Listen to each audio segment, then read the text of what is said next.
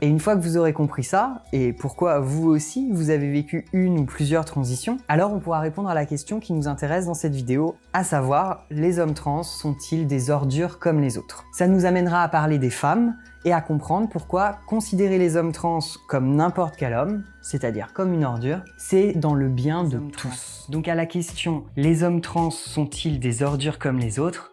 La réponse est oui. À la base, Men Are Trash, c'était pour pointer du doigt notre structure sociale qui est patriarcale et qui fait des hommes des ordures. Et ça inclut les mecs trans. Et comme moi, du haut de ma position d'homme, j'ai tendance à l'oublier très vite, mais que je veux pas me faire cancel, bah je fais des efforts pour m'en rappeler chaque fois que j'ai des pensées misogynes. En fait, c'est comme quand tu mets un casque de VR. Au début, c'est un peu bizarre, t'as du mal à t'acclimater, et puis au bout d'un moment, la VR devient ta réalité. Et à la fin, t'oublies même que tu portais un casque. Bon, bah pour une transition sociale, c'est pareil, mais sans casque. Et progressivement. J'ai toutes les raisons de devenir banalement misogyne. Et pas que en ce qui concerne le harcèlement de rue. Parce que ce changement de perception, il s'est fait avec mon changement de place sociale de femme à homme. Donc il touche tout ce qui a socialement changé pour moi. Quand vous étiez petit, vous aimiez sûrement jouer dans les flaques d'eau. Bon, j'imagine qu'aujourd'hui, si vous en voyez une par terre, votre premier réflexe, c'est pas de sauter dedans à pieds joints. Pareil, quand vous étiez petit et que vous entendiez des insultes, ça vous faisait rire ou vous trouviez ça très grave. Aujourd'hui, vous vous servez d'insultes pour ponctuer vos phrases.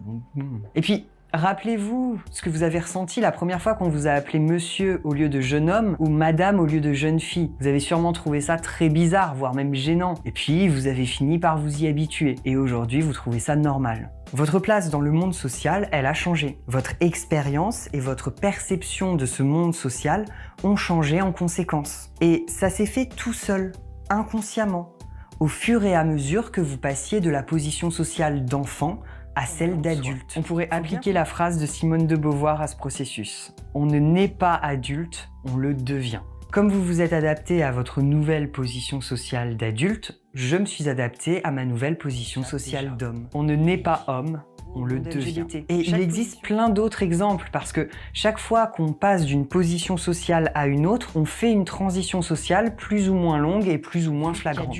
Puisque ça fige les individus dans le genre qui leur a été assigné à la naissance. Ce qui est la définition d'un propos transphobe. Sauf que, problème, des femmes turbo-misogynes, bah il y en a beaucoup.